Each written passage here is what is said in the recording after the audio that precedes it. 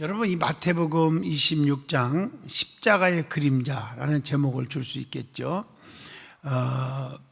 특히 마태복음 26장은요, 우리가 성경을 잘 보시면 주님의 생애 마지막 주간에 일어난 사건입니다. 한 여인이 향유를 부은 사건이 나오죠. 그리고 주님이 잡히신 내용이 여기서 기록되어 있어요. 그러니까 우리가 이 말씀을 잘 보시면 그 예수님의 그 상황, 그 시대적 그 위치, 이것을 생각하면서 이 말씀을 들으면 더 은혜가 될 줄로 믿습니다. 오늘 이것은 모두 마지막 십자가에 죽으시기 위해서 예비된 시간입니다. 예비된 시간. 그러니까 이 26장 말씀을 통해서 우리 성도들에게 주시는 교훈이 참 많습니다. 첫 번째로는 6절로 13절입니다. 6절로 13절에 보면 한 여인이 향유를 부은 사건이죠. 너무나도 이 말씀을 많이 들었을 거예요.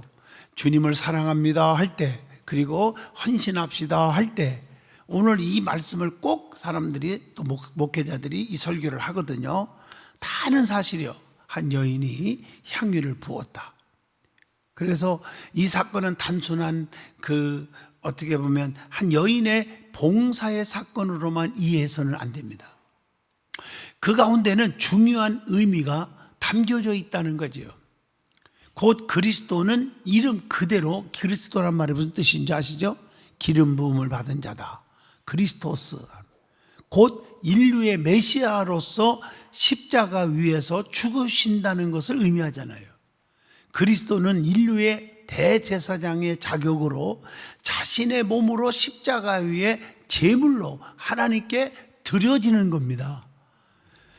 자, 옥합을 깨트려서 주님의 머리에다가 그 기름을 부으신 것은 그리스도께서 자신의 가장 소중한 육체의 옥합을 깨트려서 죄인들을 위하여 하나님께 내어준 바와 같은 의미지요. 아셨죠?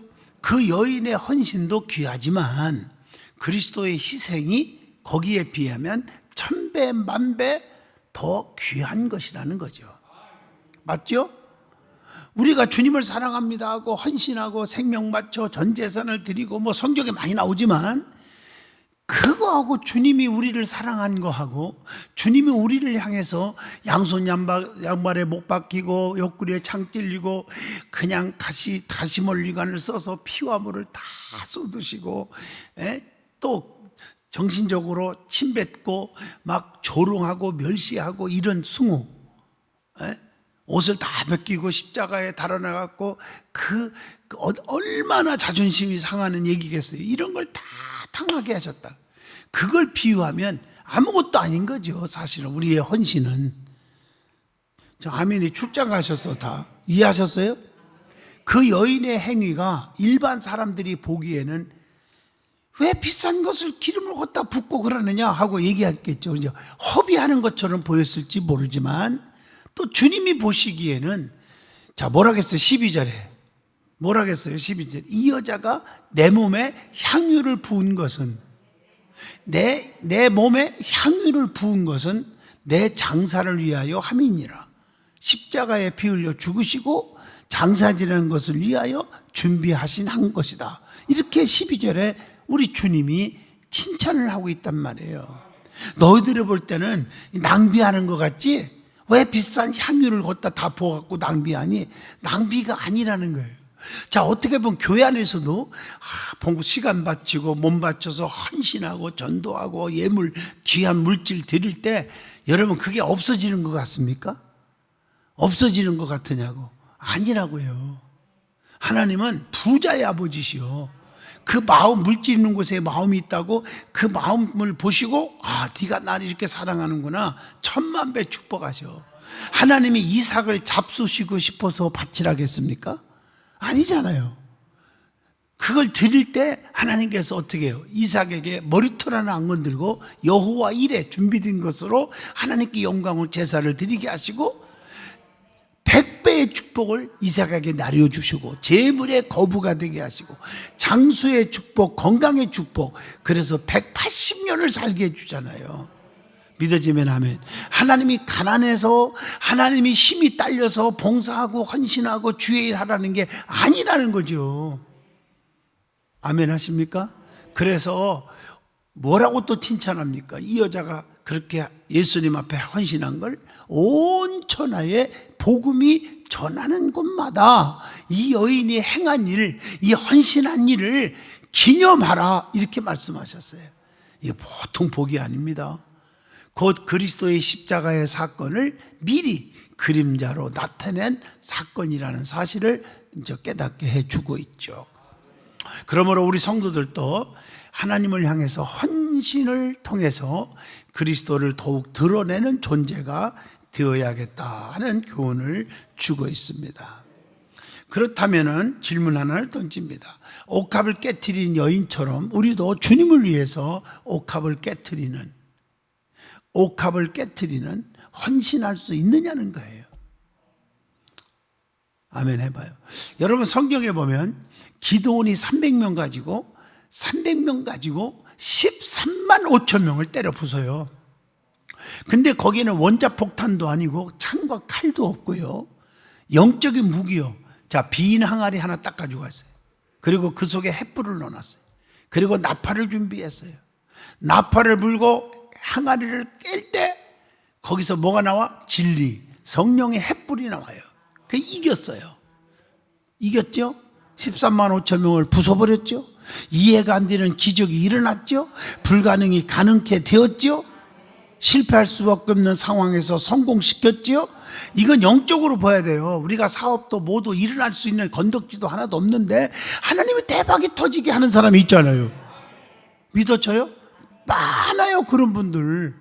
이걸 아셔야죠. 그때 빈 항아리는 뭐예요? 자기 자신의 희생이에요. 항아리가 깨지는 소리가 요란함과 동시에 횃불, 진리, 성령의 역사가 폭발적으로 일어나는 거예요. 맞죠? 아주 중요한 거예요. 나 하나가 헌신할 때, 나 하나가 희생할 때, 옥합을 깨트릴 때, 그게 손해보는 것 같아도 13만 5천 명을 때려 부수는 승리의 깃발을 올린 것처럼 여러분이 기적이 일어난다는 거예요. 여러분, 옥합을 깨트리는 신앙. 그래서 교회 안에서는 헌신할 때 따지지 말고 재보지 말고 계산하지 마요. 저나 여러분이나요, 하나님 앞에 계산하면요 아무것도 못해요. 저도 헌금한 거 얼마 했지? 계산을 딱 두드려 보면요 못해요. 아까 이렇게 많이 했나? 아, 세상에 10만 원짜리 솔직히 구두 하나 사고 양복 하나 얻는 또 막 80% 세일해서 하는 것도 벌벌벌벌 하면서 어머나 이렇게 되잖아요. 안 돼요. 따지지 말고 재보지 말란 말이에요. 옥합을 깨트리면 1000만 배의 복이 온다는 거죠. 왜? 아버지 자신이 부자의 아버지시니까. 그분이 나의 아버지라는 거예요. 이런 마인드가 없이는 안 된다는 거죠. 성경 66권의 모든 기적이 물이 변화의 포도주가 되고 오병 이어의 기적이 일어나는 거 5천 명 이상 먹이고 또 12광줄이 남고 이게 다 뭐예요? 옥합을 깨트리실 때 역사가 일어난 거예요. 어린아이가 배고파서 힘드는데도 은혜 받고 그걸 몽땅 주님께 드려졌을 때 옥합을 깨트리는 거죠. 그거 가지고 축사하시고 띄워줬더니 그 수만 명을 다 먹이고도 12광줄이가 남게 하신 것처럼 이해하셨나요? 사르밧 과부가 11기상 17장에 나오죠. 마지막 떡 한 조각 먹을 거 자식도 먹고 나 먹고 죽어야 되는데 그걸 옥합을 깨트린 거예요. 그걸 다 드렸어요. 다 드렸다고요. 그랬더니 어떻게 됐어요?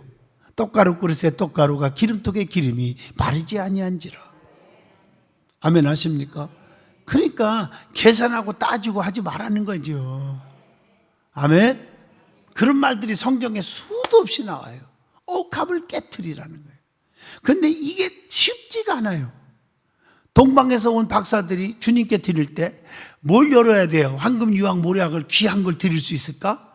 보배함을 열었다고 그랬어요. 이 열기까지가 쉬운 게 아니라니까. 계산하고 따지고 재보면 아무것도 못 열어요. 누구든지 다 마찬가지예요. 오늘 여기서 주는 교훈이 그겁니다. 한 여인이 정말 비싼 향유를 주님께 부어 드린 이 자체가 별의별 사람들의 판단이 맞지. 어머나 저렇게 헌신자가 있네. 이런 분도 극소수는 있겠지. 그러나 많은 사람들이 왜 낭비하냐? 왜 허비하냐? 그 비싼 걸 갖다 버버리냐? 그 다 계산하는 거예요. 교회 안에서도 무슨 일을 하고 아름답게 리모델을 하고 나면 어떤 사람은 왜 낭비하냐? 막 이런 분도 있을 수 있어요. 하나도 리모델 하면서 협조도 안 하면서. 무슨 뜻인지 아세요? 절대 여러분 그런 마인드를 가지면 하나님의 기적이 안 일어나요. 하나님 앞에는 그게요, 옥합을 깨트리는 그런 믿음의 과정이 필요하다는 거예요. 따지지 말고 계산하지 말고. 자, 두 번째입니다. 17절로 30절이죠. 성찬의 그 성만찬의 삶에 대해서 우리에게 교훈해 주고 있죠. 17절로 30절 예수님께서 제자들과 마지막 만찬을 나누신 사건이죠. 우리들이 잊을 수 없는 교훈이 여기에 있어요. 주님의 제자였던 누구요? 배반한 사람이 누구요? 카른 유다의 배반 가운데서도 엄숙한 성만찬은 진행이 되는 겁니다. 아멘 해요. 우리나라가 6.25 전쟁의 그 피빛나는 소리에서도요, 다 예배를 드렸고 다 했어요. 깨달으면 아멘 하시죠. 이 코로나 시대에 예배가 회복돼야 한다는 말이 우리가 정말 실감나게 와닿는 거예요. 주님은 떡을 가지시고 축복하시면서 떼어서 사랑하는 제자들에게 나눠주시면서 26절에 뭐라고 했어요? 받아 먹으라. 이것이 내 몸이니라. 아멘 하십니까? 또한 잔을 주시면서 우리 성찬식 참여하잖아요. 너희가 다 이것을 마시라. 이것은 제 사함을 얻게 하려고 많은 사람을 위하여 흘리는 바 나의 피 곧 언약의 피니라. 이렇게 말씀하셨잖아요. 이 말씀은 결국 예수님의 십자가를 의미합니다. 그리스도의 몸은 세상에서 가장 소중한 몸입니다. 우리를 위해서 내어주신 몸이잖아요. 그러므로 우리도 이제는 우리의 몸이 아니라 주님의 것입니다. 로마서 14장 8절 말씀을 보면 다 아시는 말씀이죠. 고백하는 말씀. 우리가 살아도 주를 위해서 살고 죽어도 주를 위해서 죽나니 그러므로 사나 죽으나 우리가 주의 것이로다. 이 말씀이에요. 주님을 위해서 마땅히 다 드려야 한다는 거지. 우리 주님께서 흘리신 피는 우리를 위한 속죄의 피라는 겁니다. 자신은 죄가 없으시면서 하나도 없으시면서 우리를 위해서 흘려주신 사랑의 피요 구원의 피요 희생의 피라는 겁니다. 나의 죄를 씻기는 예수의 피밖에 없네. 그래서 흘리신 거예요. 그 피가 없으면 아무도 죄사함을 받을 수가 없습니다. 그 피로만 하나님께 나아갈 수가 있습니다. 자신은 죄가 없으시면서 우리를 위해 흘려주신 사랑의 피, 희생의 피 가슴에 새기시기를 바랍니다. 주님을 위해 마땅히 다 드려야 한다는 거죠. 그래서 주님께서 흘리신 피는 우리를 위한 속죄의 피이기 때문입니다. 할렐루야. 그래서 우리가 살아도 주를 위해 살고 죽어도 주를 위해서 죽는다. 늘 입에서 고백이 나오시기를 주 이름으로 축복합니다. 아멘. 그 피가 없이는 안 되잖아요. 아무도 사함을 받을 수 없잖아요. 그 피로만 하나님께 나갈 수 있잖아요. 우리는 주님의 성만찬상에서의 말씀을 기억하시는 겁니다. 그리스도의 죽으심을 기념하며 온 세상에 전해야 된다는 것입니다. 그렇다면 질문 하나를 또 던집니다. 주님을 위해서 마땅히 다 드릴 수 있느냐? 주님을 위해서 희생할 수 있느냐? 하는 질문을 던져봅니다. 주님은 나를 위하여 아무 죄도 없는 분이 영원한 지옥에 들어가서 천년 만년 영원히 꺼지지 않는 유황불보다 1000만 배 뜨거운 불 속에서 고통을 받아야 할 저와 여러분을 구원받게 하기 위해서, 지옥불에 가지 않게 하기 위해서 그가 대신 흘려주신 피란 말이에요. 아멘. 그러니까 우리가 평생 갚아도 갚을 길 없는 은혜죠. 맞죠? 이거 잊어먹어서는 안 돼요.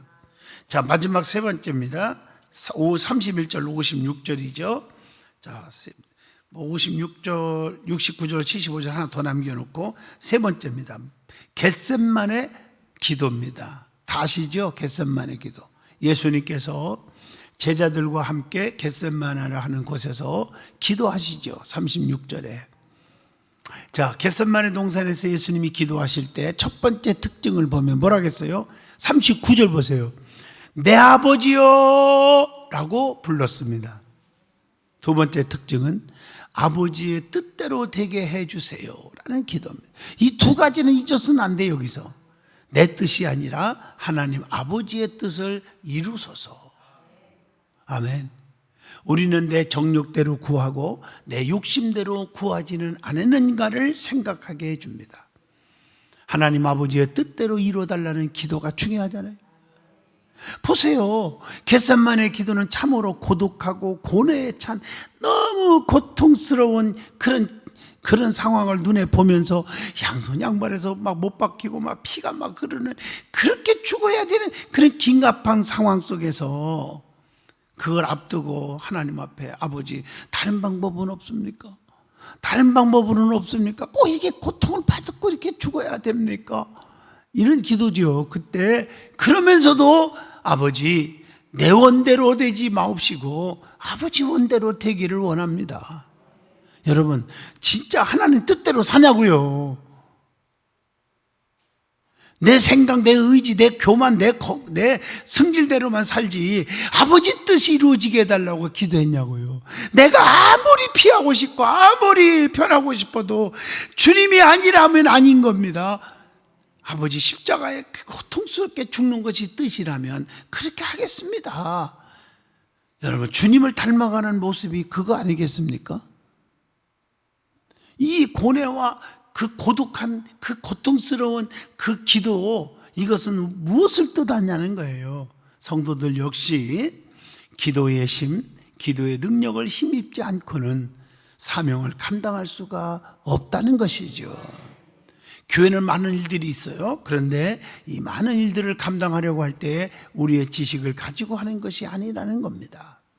돈이 많다고 되는 것도 아니고 내가 권세를 가지고 있다고 되는 것이 아닙니다. 우리는 오직 기도밖에 없습니다. 예수님의 제자들처럼 깨어있지 않으면 결국은 실패할 수밖에 없다는 것이죠. 그렇다면 질문 하나를 던집니다. 우리는 얼마나 깨어있었냐? 깨어있지 않고 사명 감당하고 있지는 않았는지 다시 한번 질문을 던져보게 됩니다. 항상 기도할 때마다 자기 욕심에 의한 기도잖아요. 자기 뜻대로 이루어지기를 바라잖아요. 하나님 이렇게 주시고 저렇게 주시고 요건 요렇게 움직여 주시고 저렇게 이렇게 저렇게 막 다 해놓고 마지막에 아버지 뜻인 줄로 믿습니다. 그러니 이게 무슨 응답이 오겠습니까? 속상한 거지. 아버지가 보실 때 그건 네 뜻이지 내 뜻이 아니야. 제대로 저와 여러분을 통해서 아버지의 뜻을 이루실 수 있기를 축복합니다. 아버지의 뜻이 뭐냐는 거예요. 자, 네 번째입니다. 마지막 69절로 75절입니다. 베드로의 예수님을 향한 부인하는 얘기가 나오죠. 베드로는 죽어도 예수님을 부인하지 않겠다. 다른 사람은 모르지만 나만큼은, 이게 문제인 거예요. 오늘날 많은 사람들이 교만해가지고 다른 사람 모르지만 나는요 배신 안 해요. 다른 사람 몰라도 나는 절대 목사님 불평 안 해요. 다른 사람 몰라도 나는 절대 교회에서 시끄럽게 안 해요. 그런 분들이 거의 그런 분들에 의해서 힘든 일들이 생겨요. 교만하잖아요. 그 말 자체가 교만해서 그래요. 인간은 인간이에요. 목숨이 이태로운 지경에 이르니까 베드로가, 그렇게 결단했던 베드로가 그 결단은 사실은 솔직하게 한 거죠. 그런데 3번이나 예수님을 모른다고 부인을 해요. 그게 70절에 나오죠. 예수님이 베드로에게 내가 3번이나 나를 부인하리라, 그렇게 이미 말을 했던 것이 생각이 나잖아요. 이 베드로의 실패를 예수님은 이미 알고 있었다는 사실이죠. 이런 허물 많은 베드로를 주님이 뭐 했어요? 용서해 주신 겁니다. 우리도 마찬가지잖아요. 주님의 사랑의 그 용서의 사랑이 아니고 어떻게 주님 앞에 설 수 있겠어요? 하나님이 나를 용서해 줬고, 그래서 우리도 남을 용서할 줄 알아야 됩니다. 맞죠? 우리를 위해 피를 흘리신 예수님을 위해 살기로 결단하는 저와 여러분이 될 수 있기를 축복합니다.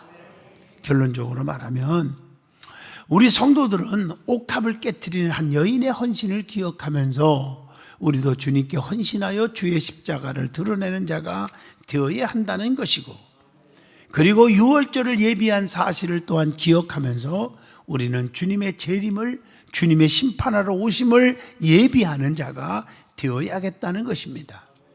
또한 우리 주님께서 성만찬 예식을 집행하시면서 하신 말씀들을 좀 기억하면서 항상 그 십자가의 죽으심을 생각하며 기념하며 온 세상에 증거하는 자가 되어야 될 줄로 믿습니다.